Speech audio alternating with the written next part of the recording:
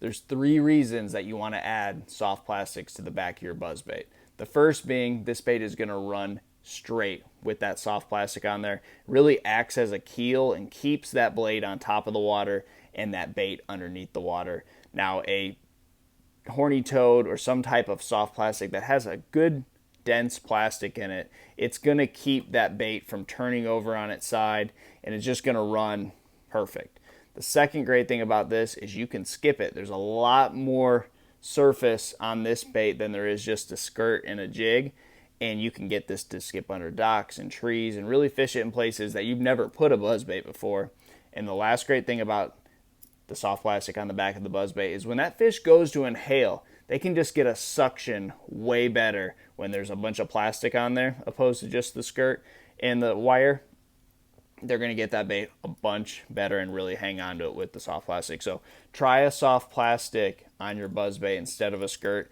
For me, the skirt is really obsolete. I haven't found a time of the year where I think a skirt is going to outfish that soft plastic. It just makes it look more natural. You know, a lot of little tiny bait fish swimming together. It's going to be a good, solid color. Now, when I'm fishing this bait on a sunny day, it's all about black for me. I just think that black isn't going to have such a glowing effect that the white does. But there's something special about this white. It's typically my first color. And then if it's really sunny, you don't have any clouds, then I'll switch over to the black. But it's always white or black for me on a buzzbait. I like quite a few different trailers. You know, I'll go to a swim bait. One of those small swim baits is really good. A horny toad. I've been playing around with this. Just some small swim jig like trailer. You know, like a Z-Craw Junior or a Z-Craw.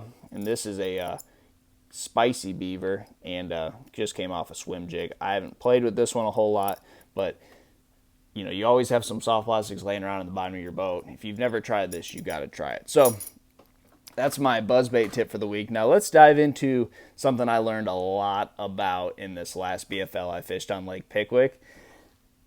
Everyone knows Pickwick. It's a pretty historically famous lake. It's right by Wheeler and Wilson and then Kentucky Lake. So it's bordered by some of the greatest fisheries, and it's one of the greatest offshore ledge fishing lakes. But what seems to happen is if those fish aren't out where they need to be summertime, that lake fish is really tough. I've been there a lot of times in the fall, and I've been there a lot of times in the spring, and I've never seen it take more than like 11, 12 pounds to make a check. And I've seen it way less a lot of times, like 8, 9 pounds there to get paid, which is amazing for a lake that has 7-pounders swimming around in it rather, that it's that tough. But that's what I was faced with a few weeks ago fishing a BFL out there, and I only practiced a day and a half, which sometimes that's a perfect amount to practice. You may figure it out in the second day or third day or whatever it may be, and that's the day of the tournament, and everything just works so well when you figure it out the day of the tournament. And sometimes a day and a half of practice is just not enough. You didn't learn enough about the lake to make good decisions based on what you learned because you just didn't learn it. Did that make any sense? Well, it didn't make sense for me in that tournament because basically I thought, like most times on Pickwick, it'll take at least 10 or 12 pounds. Well, it didn't. It took 7.5 pounds to make a check. And looking back on the day, just like all my competitors probably looked back on the day and said, I should have just stayed put in that area. I could have caught 7.5 pounds there. And I found an area that had a couple fish in it in practice. I didn't fish it very hard, but I was like, this is going to probably change in the next couple of days. I know there's a population of fish here. I'll figure it out in the tournament. Now, there's something to knowing how much weight you've got to catch before you get in the tournament. Like, realistically, be within like a pound or 2 pounds. And most of the time, if you spend enough time on the lake in that week, you should know how much weight it's going to take to do well in the tournament. And it doesn't matter if you're fishing a club tournament, you're fishing, an Elite Series tournament, or anything in between. You should have a good idea of what you need to catch to win the tournament and make a check. You always need to catch a limit no matter what. And a lot of times, that's really hard to do. But you should know somewhere in your head that it's going to take 25 pounds to win, 20 pounds to win, 18, 17. Maybe it's only going to take 14 pounds to win. You should know that, and you should know, what do I need to do to at least get my money back? Because when it's 1 o'clock or 2 o'clock, you may have an hour, 30 minutes, whatever it is to fish. Have you a spot where you can go and just try to catch enough weight to get your check. So going back to the Pickwick example, I thought 10 or 12 pounds, and it took 7. I already told you that. I was way off. I mean, I was 5 to 3 pounds off of what I thought it was going to take over. I was over by 5 or 3 pounds. So what I did was, instead of just staying in one area, there were no other boats. I didn't have to worry about anyone fishing any of the good stuff. I could just fish whatever I wanted, could stay in there all day and wait for the fishing to change. There's little windows. Doesn't matter if it's post-spawn, pre-spawn. There's always some type of window where those fish are going to bite.